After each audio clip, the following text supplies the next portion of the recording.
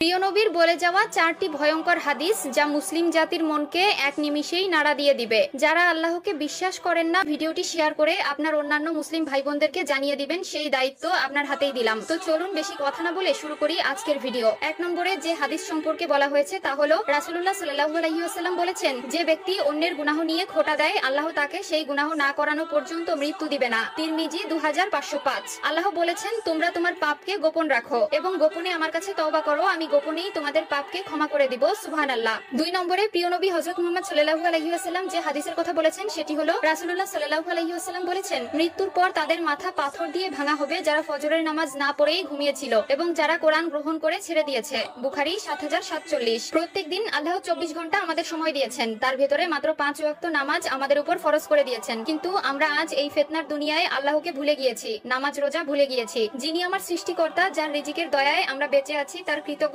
প্রকাশ করার মতো সময় আমাদের হয় না। আবার যারা কোরআন শিক্ষা করে তা বর্জন করেছে, তাদের শাস্তি আরো ভয়াবহ। 3 নম্বর যে হাদিসের কথা বলা হয়েছে তা হলো আল্লাহ তাআলা বলেন, তুমি ওই দিনকে ভয় করো যেদিন তোমার মুখে তালা লাগিয়ে দেওয়া হবে আর তোমার হাত পা তোমার কৃতকর্মের জন্য সাক্ষী দিবে। সূরা ইয়াসিন আয়াত 65। একবার চিন্তা করুন, কঠিন ওই হাসরের ময়দানে আপনি আল্লাহর সামনে দাঁড়িয়ে আছেন, আপনার কোনো জবানবন্দি নেওয়া হবে না, আপনার বিরুদ্ধে সাক্ষী দিবে আপনার হাত পা সহ প্রত্যেকটি অঙ্গ প্রত্যঙ্গ। তখন আপনি কতটা অসহায় একবার চক্ষু বন্ধ করে চিন্তা করুন। সেদিন আপনি খুব অসহায় হয়ে পড়বেন, আপনার পাশে দাঁড়ানোর মতো কোনো মানুষ থাকবে না, আপনার শরীরের প্রত্যেকটি অঙ্গ আপনার বিরুদ্ধে সাক্ষী দিবে। তখন কি হবে আপনার পরিণতি একবার উপলব্ধি করতে পারেন?